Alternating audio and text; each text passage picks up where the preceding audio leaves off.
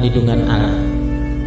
Orang yang duduk dalam lindungan yang maha tinggi dan bermalam dalam naungan yang maha kuasa akan berkata kepada Tuhan, tempat perlindunganku dan kubu bertananku, Allahku yang kupercayai.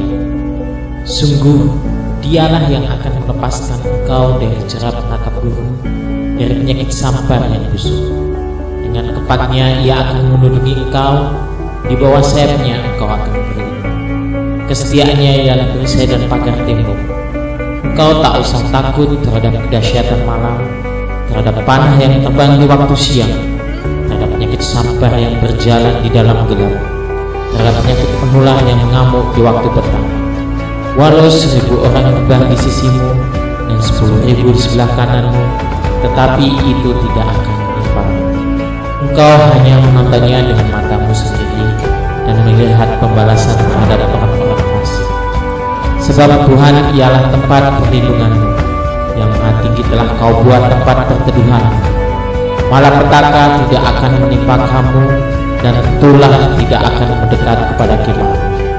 Sebab malaikat-malaikatnya akan diperintahkannya kepadamu untuk menjaga engkau di segala jalan.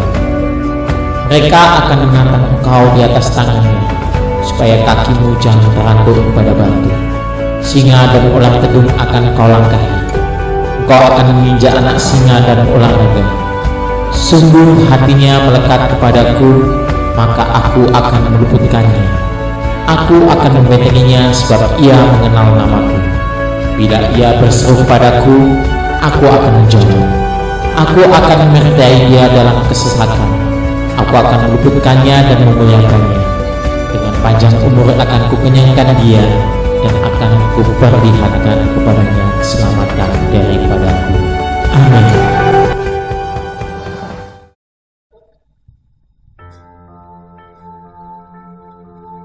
Terima kasih Tuhan, kami ucap syukur Bapa buat kebaikan-Mu Tuhan, buat kasih-Mu dalam hidup kami Tuhan. Kami ada Bapa sampai hari ini itu semua karena anugerah, karena kasih-Mu yang besar dalam hidup kami. Engkau Allah kami yang kami andalkan. Engkau Yesus kami yang sungguh luar biasa Tuhan. Kau memegang erat tangan kami Bapa. Kami berjalan bersama-Mu Tuhan Yesus panjang umur hidup kami. Terima kasih Tuhan. Kami ingin menyembah, memuji, memuliakan nama-Mu Tuhan lewat puji-pujian penyembahan kami. Kami bersyukur Tuhan, bersyukur buat kasih-Mu Bapa. Terima kasih Tuhan.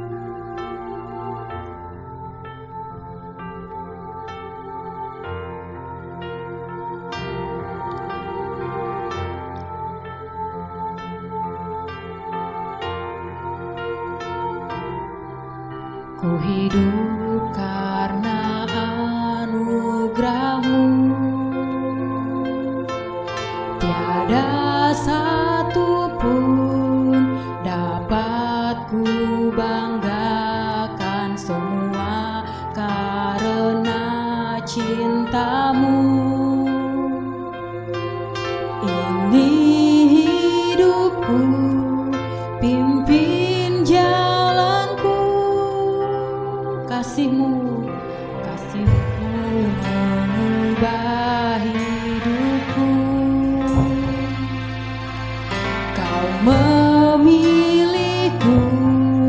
selamatkan hidupku, semua karena cinta-Mu. Ini hidupku, pimpin jalanku,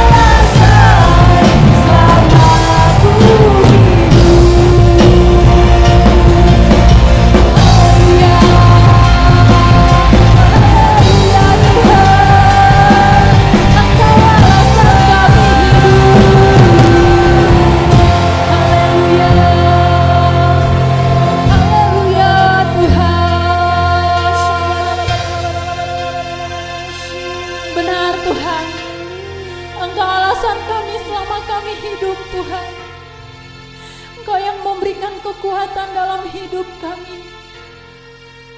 Engkau gunung batu kami Tuhan. Engkau Allah kami yang dahsyat, Engkau Allah kami yang besar Tuhan. Kami ingin memuji, memuliakan nama-Mu dengan puji-pujian penyembahan kami Tuhan. Kami angkat suara kami untuk bersorak-sorai Tuhan. Menyatakan Kau Allah yang besar, menyatakan Kau Bapa yang dahsyat, yang mampu mengalahkan segalanya Tuhan. Bersama-Mu Tuhan kami menjadi pemenang. Terima kasih Tuhan, terima kasih Bapa. Kami mengucap syukur, haleluya, amin. Berikan tepuk tangan yang meriah buat Tuhan. Shalom semua Bapak Ibu yang ada di rumah-rumah. Saat ini kita lagi menyembah Allah kita yang hidup, mengangkat pujian bagi Dia.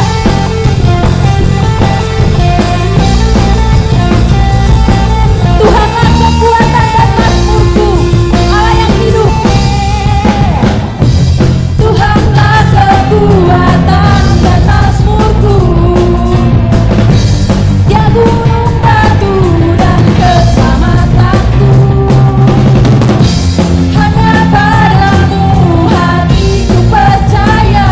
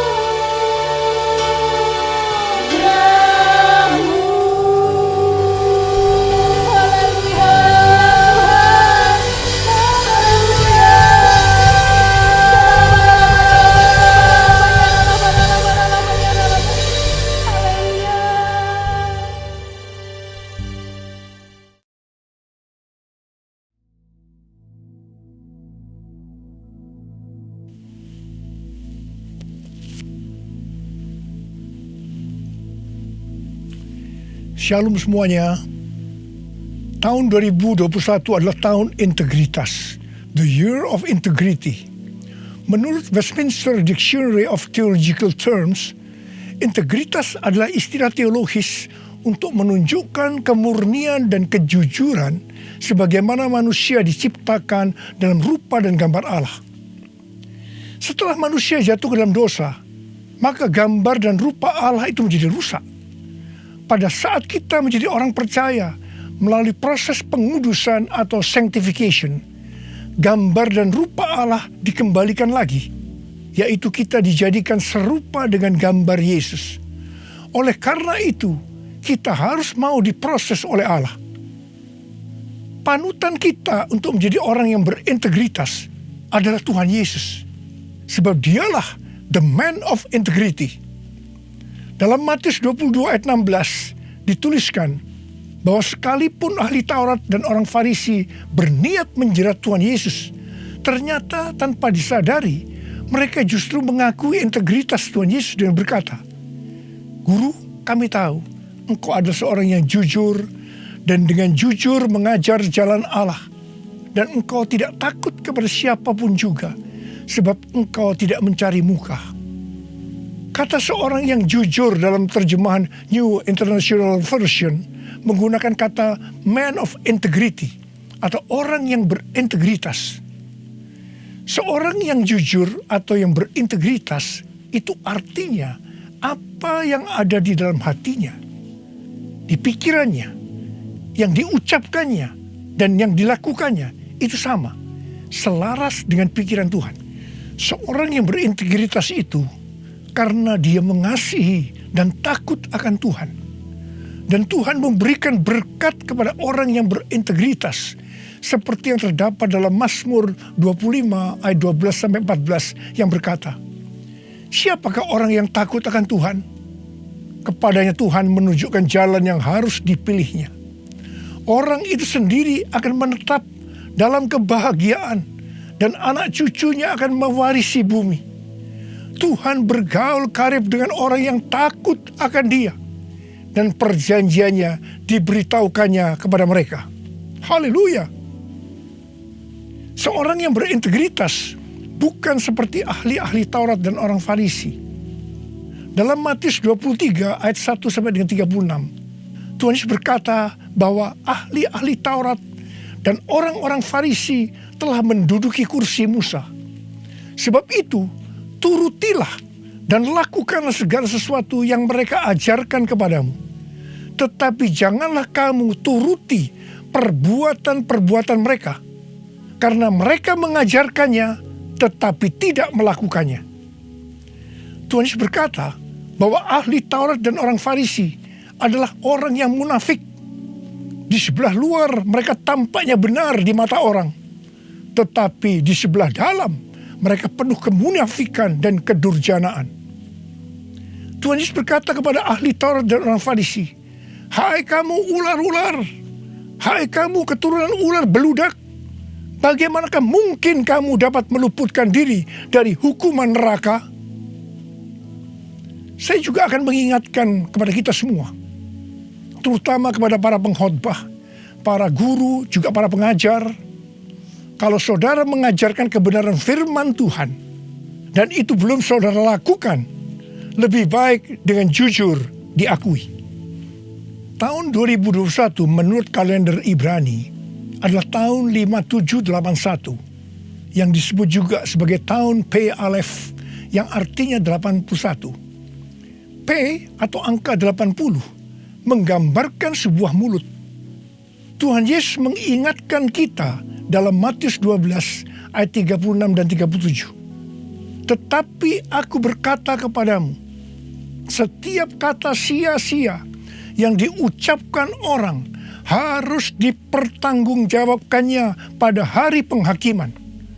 Karena menurut ucapanmu engkau akan dibenarkan, dan menurut ucapanmu pula engkau akan dihukum." Salah satu arti dari kata sia-sia adalah berdusta. Kalau kita mengajarkan kebenaran tetapi tidak dilakukan, itu sama saja dengan berdusta. Amsal 6 ayat 16 dan 17 berkata bahwa dusta itu perkara yang dibenci Allah. Amsal 11 ayat 1 berkata, neraca serong adalah kekejian bagi Tuhan, tetapi ia berkenan akan batu timbangan yang tepat. Neraca serong bisa diartikan sebagai berdusta, dan itu merupakan kekejian bagi Tuhan. Dalam Yakobus 2 ayat 17 dikatakan bahwa iman tanpa perbuatan pada hakikatnya adalah mati. Jadi kalau kita percaya kebenaran firman Tuhan, kita perkatakan tetapi tidak dilakukan, pada hakikatnya mati. Dan itu dilakukan oleh orang yang tidak berintegritas. Karena itu, saya mengajak saudara agar kita semua menjadi orang yang berintegritas. Mazmur 15 ayat 1 berkata, Tuhan, siapakah yang boleh menumpang dalam kemahmu? Siapa yang boleh diam di gunungmu yang kudus? Salah satu syaratnya adalah seperti yang terdapat dalam Mazmur 15 ayat 4 bagian B, yang diperuntukkan bagi orang yang berpegang pada sumpah meskipun rugi. Seorang yang berintegritas akan tetap berpegang pada sumpah meskipun rugi. Seorang yang berintegritas biasanya oleh kebanyakan orang dunia dianggap sebagai orang yang bodoh, sok suci, sok jujur, sehingga mengalami banyak kerugian dalam tanda petik.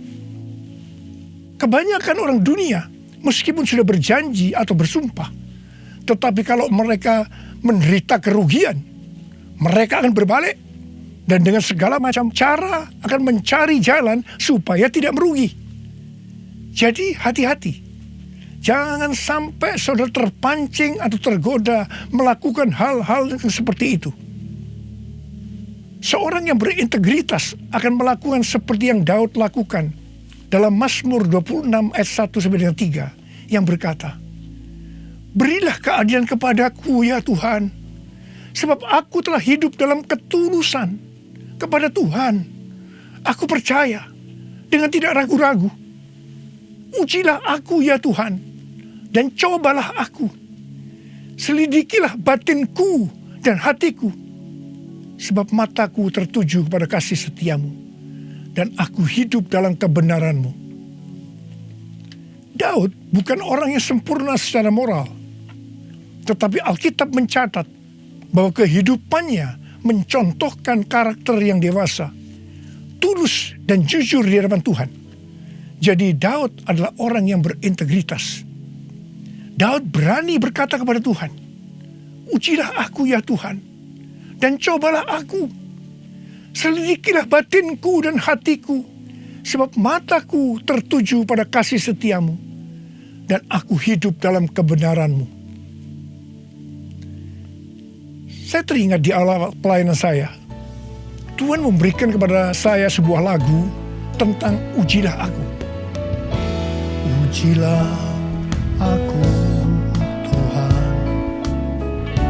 cobalah aku Tuhan, selidiki batinku dan hatiku, mataku tertuju padamu. Aku cinta padamu Tuhan, aku rindu hadiratmu Tuhan, aku ingin selalu dekat padamu, menikmati kehadiranmu. Menyanyi Hosana bagi Rajaku yang duduk di tahta. Aku muliakan dan ku agungkan, kau layak disembah, kau layak disembah, kau layak disembah.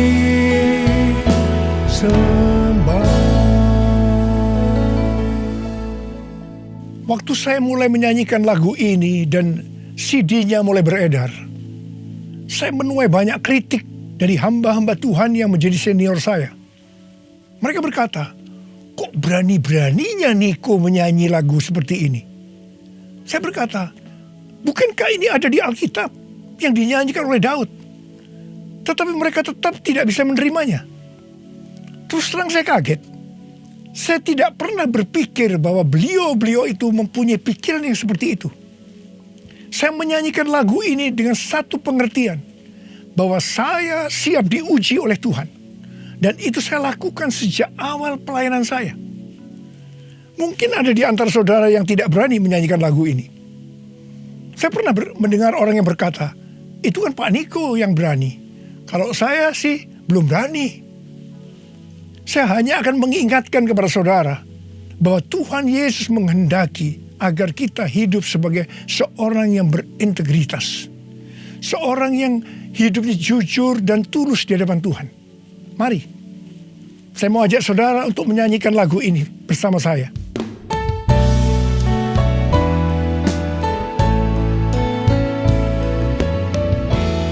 Ujilah aku, Tuhan, cobalah aku, Tuhan, selidiki batinku dan hatiku, mataku tertuju padamu. Aku cinta padamu, Tuhan, aku rindu hadirat-Mu, Tuhan. Aku ingin selalu dekat padamu, menikmati kehadiran-Mu. Ku nyanyi Hosana bagi Rajaku yang duduk di tahta. Aku muliakan dan ku agungkan, Kau layak disembah, Kau layak disembah, Kau layak disembah.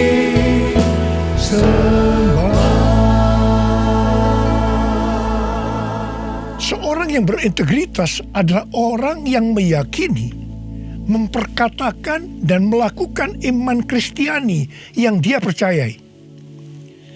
Sejak tahun 2018, melalui nubuatan C.D. Jacob, Tuhan menunjuk gereja kita sebagai messenger dari Pentakosta ketiga.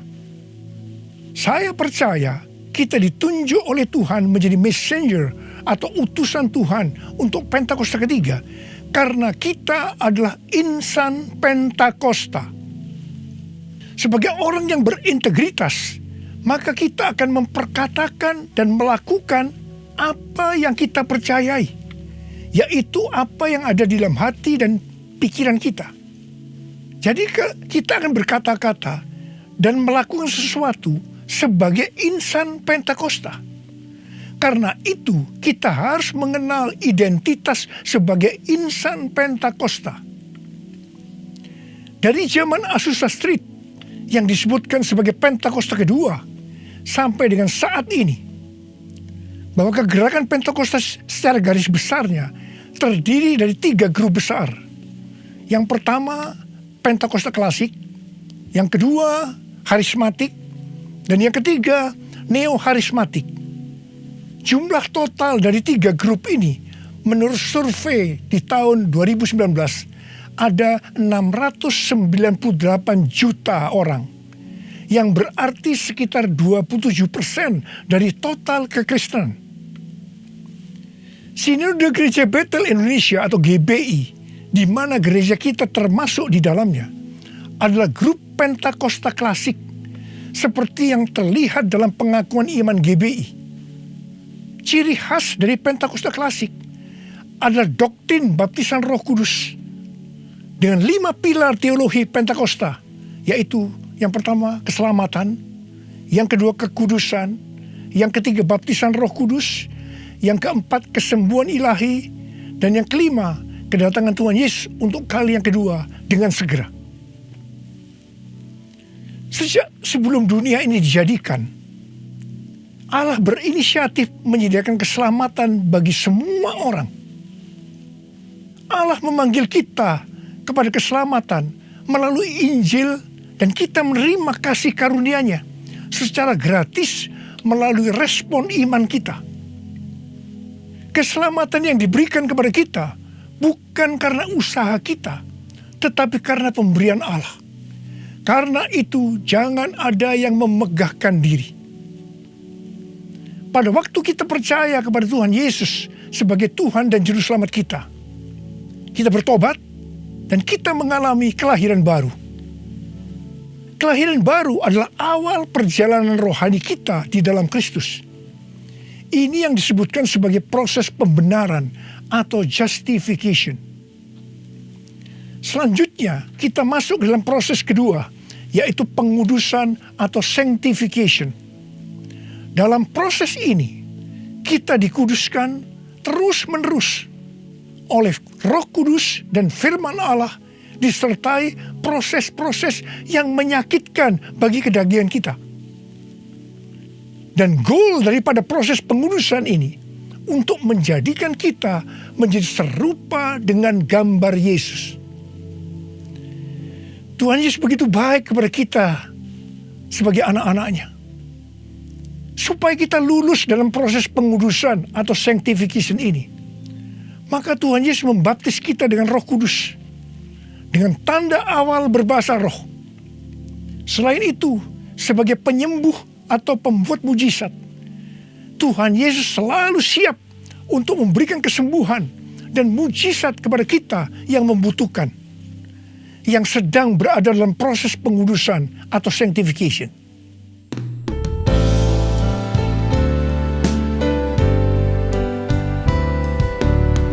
Kaulah Tuhan penyembuhku, Kaulah Tuhan penyembuh.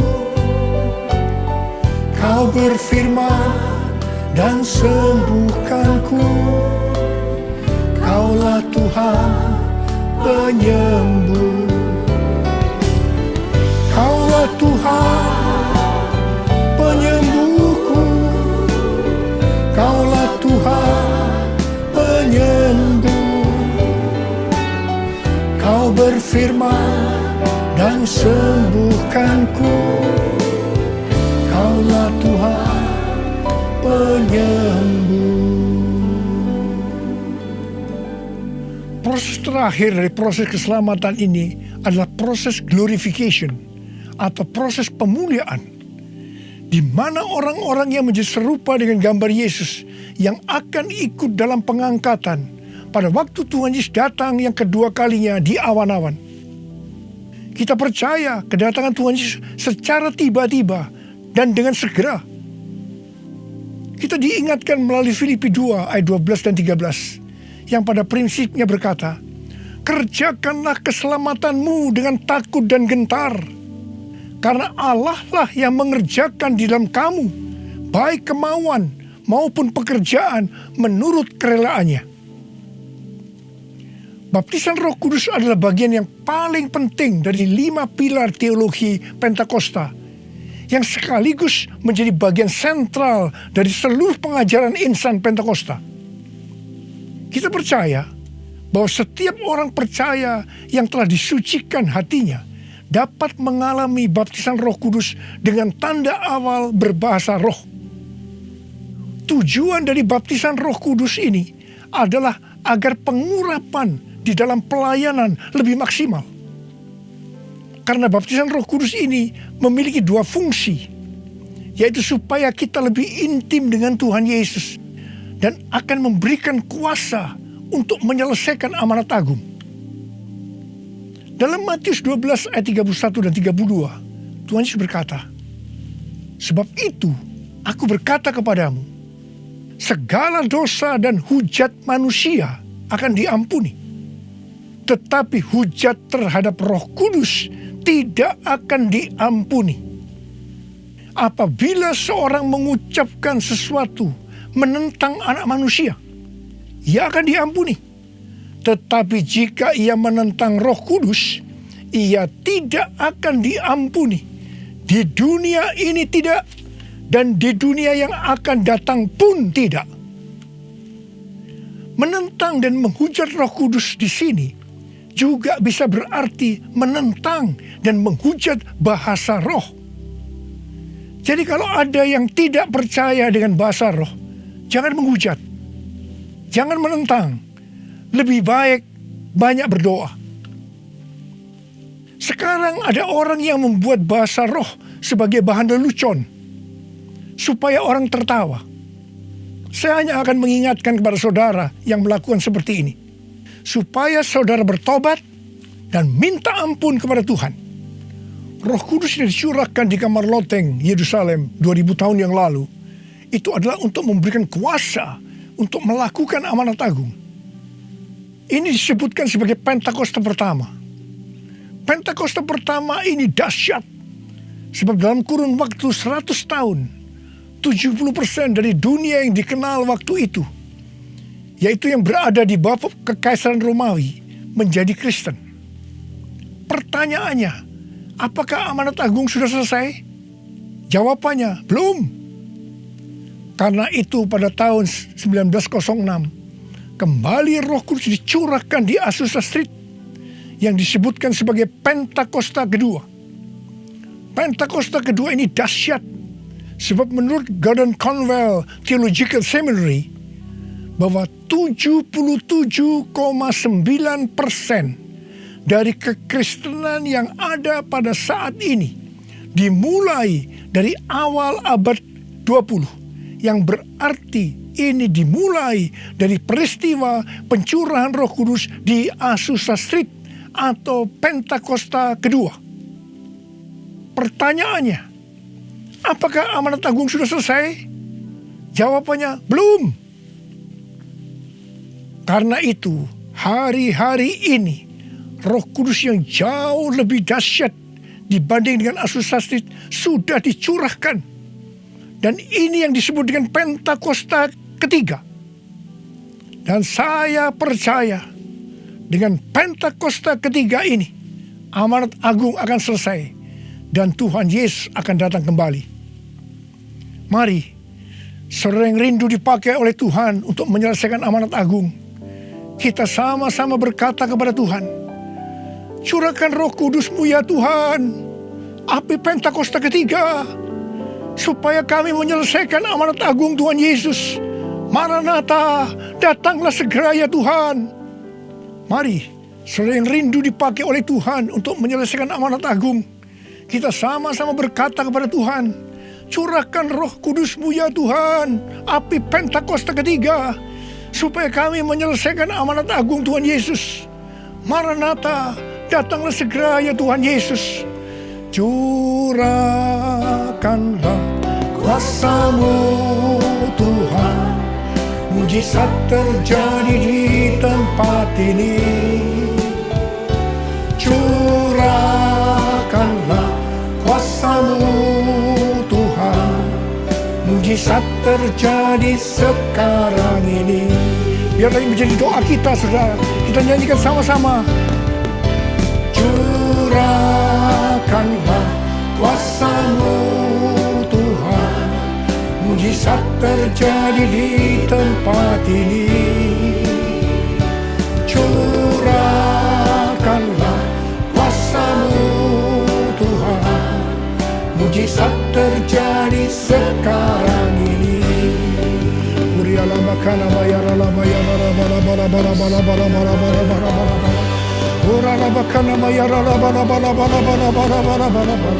Curahkan ya Tuhan, curahkan Roh-Mu ya Tuhan, penuhi anak-anak-Mu dengan Roh-Mu, penuhi mereka ya Tuhan, berikan kami kuasa untuk menyelesaikan amanat agung Tuhan Yesus. Terima.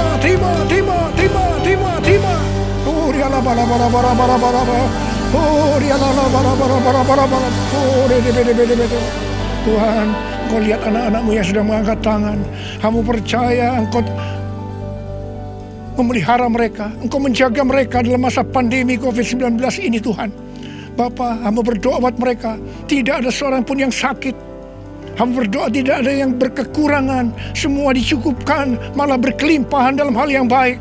Oh Rama, terimalah berkat Tuhan, terimalah perlindungan Tuhan, terima perlindungan Tuhan, terima berkat Tuhan. Curahkanlah kuasa-Mu Tuhan, mujizat terjadi di tempat ini. Amin. Curahkanlah kuasa-Mu Tuhan, mujizat terjadi sekarang ini. Mujizat terjadi sekarang ini. Mujizat terjadi sekarang ini. Mujizat terjadi sekarang ini.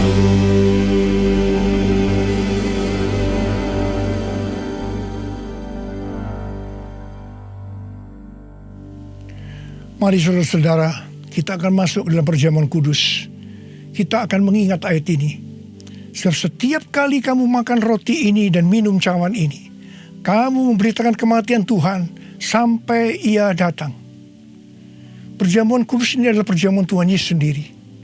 Setiap kali kita masuk dalam perjamuan kudus, Tuhan Yesus selalu berkata, biarlah ini menjadi peringatan akan daku. Karena itu mari, arahkan hati kita kepada kebaikan Tuhan. Kita akan mengingat kebaikan Tuhan. Mari kita tundukkan kepala. Bapa, siapakah kami ini sebelum kami mengenal Engkau? Kami semua orang berdosa. Upah dosa adalah maut, mati.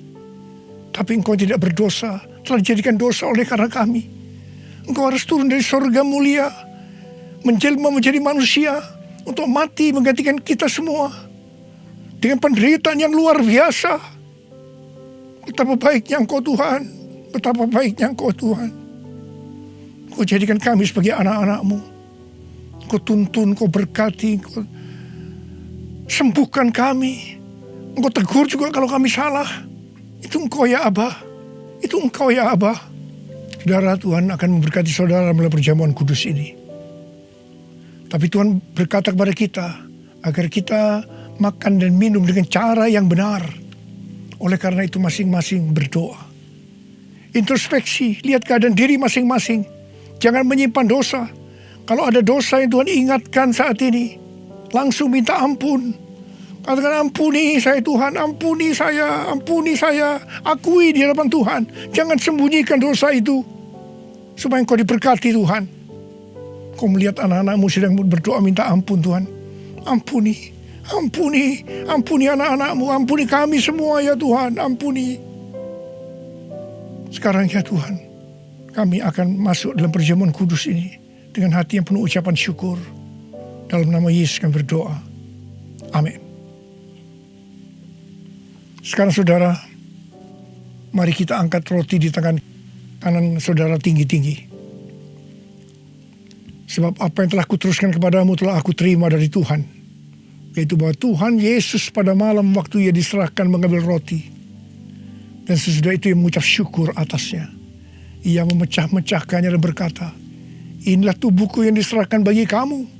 Perbuatlah ini menjadi peringatan akan aku. Saudara dikasih Tuhan, bukankah roti yang kita pecah-pecahkan ini adalah persekutuan kita dengan tubuh Kristus? Mari kita makan dalam nama Yesus.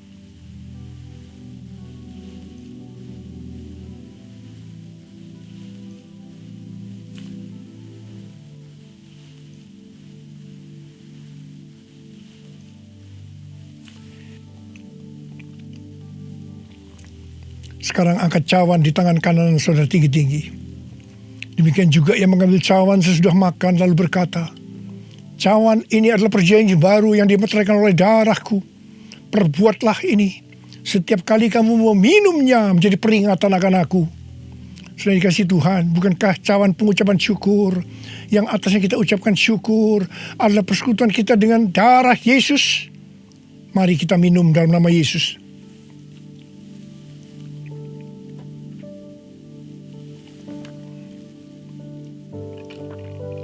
Sekarang ucapkan syukur dan terima kasih dengan suara. Jangan diam.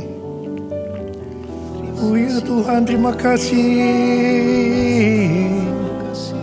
Terima kasih ya Tuhan. Terima kasih.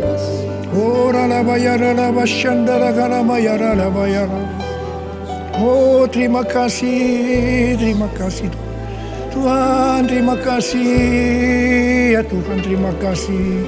Oh, terima kasih ya Tuhan. Terima kasih Yesusku, terima kasih Yesusku. Puji syukur hanya bagi Tuhanku. Terima kasih Yesusku, terima kasih Yesusku. Puji syukur hanya bagi Tuhanku.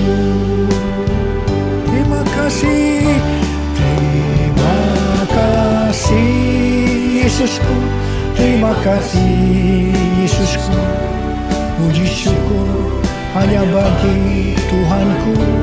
Terima kasih Yesusku, terima kasih Yesusku. Puji syukur hanya bagi Tuhanku. Puji syukur hanya bagi Tuhanku. Puji syukur hanya bagi Tuhanku.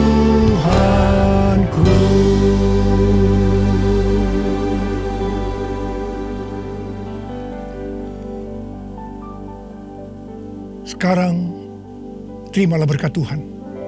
Kasih karunia yang berlimpah-limpah daripada Allah Bapa dalam Anak yang tunggal Yesus Kristus.